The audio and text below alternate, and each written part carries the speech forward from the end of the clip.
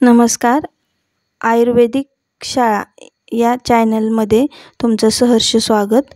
आज आपण या व्हिडिओमध्ये तापावरील घरगुती उपाय कुठले केले पाहिजेत ते आपण पाहणार आहोत. जेव्हा आपल्याला ताप येतो तेव्हा आपली खाण्याची इच्छा नसते, उलटी होत असते, त्याच्यामुळे आपण काही खात नाही.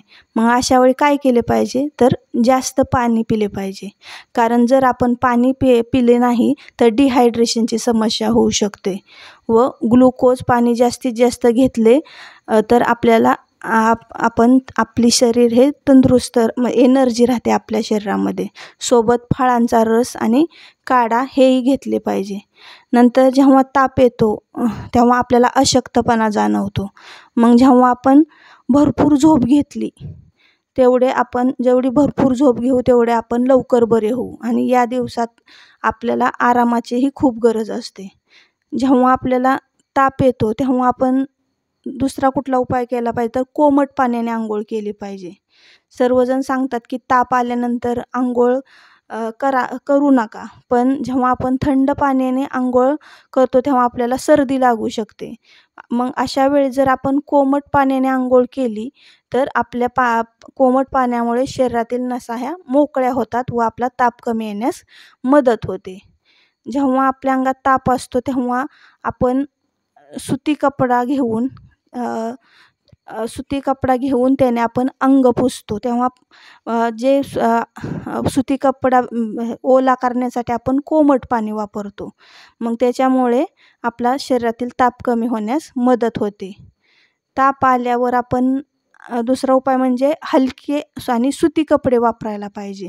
अनेक जण थंडी वाजते म्हणून जाड कपडा घालतात, त्यामुळे शरीरातील तापमान कमी होण्यास मदत होत नाही. त्यामुळे शरीराला जर आपल्या पुरेशी हवा लागणं तेव्हा महत्त्वाचं असतं. जर सुती कपडे घातले तर आपल्याला शरीरात हवा मोकळी राहते व आपला ताप कमी येण्यास मदत होते. दुसरं, जेव्हा आपल्या अंगात ताप असतो आपण तेव्हा अंग पुसून काढतो, म्हणजे त्याला स्पंजिंग करणे म्हणतात. त्यावेळेस स्पंजिंग केल्यामुळे आपल्या शरीराचे तापमान कमी होण्यास मदत होते. पण जेव्हा आपण स्पंजिंग करतो तेव्हा स्पंज करताना तेवढाच भाग उघडा ठेवा, बाकीच्या भागावर आपण पांघरून टाकून ठेवा. नंतर दुसरा उपाय की बर्फ खाणे. तुम्ही बरोबर ऐकलं, बर्फ खाल्ला पाहिजे. बर्फ जरी थंड असला तरी जेव्हा आपण बर्फ खातो तेव्हा आपल्याला उलटी होत नाही आणि अशाने तुमच्या शरीरात काही जात नसेल तर बर्फ चोखा, त्यामुळे शरीरात पाणी जाईल. आणि यात सगळ्यात बेस्ट म्हणजे बर्फाच्या ट्रेमध्ये ज्यूस टाका आणि हे क्यूब चोखा, त्यामुळे शरीरात ज्यूस पण जाईल. नंतर गरम पाण्याने गरागरा करा. जेव्हा आपण गरम पाण्याने गरागरा करणे हे कधीही चांगले, त्यामुळे आपला घसा शेकला जातो. आणि 1 कप गरम पाण्यात जर अर्धा चमचा मीठ घालून गरगरा केला तर त्याचा जास्त परिणाम दिसतो. तसेच कधी आपण विनेगर जर आपल्या घरात असेल किंवा मध हे जरी मिक्स करून गरगऱ्या केल्या तरी त्याचा आपल्याला खूप फायदा होतो.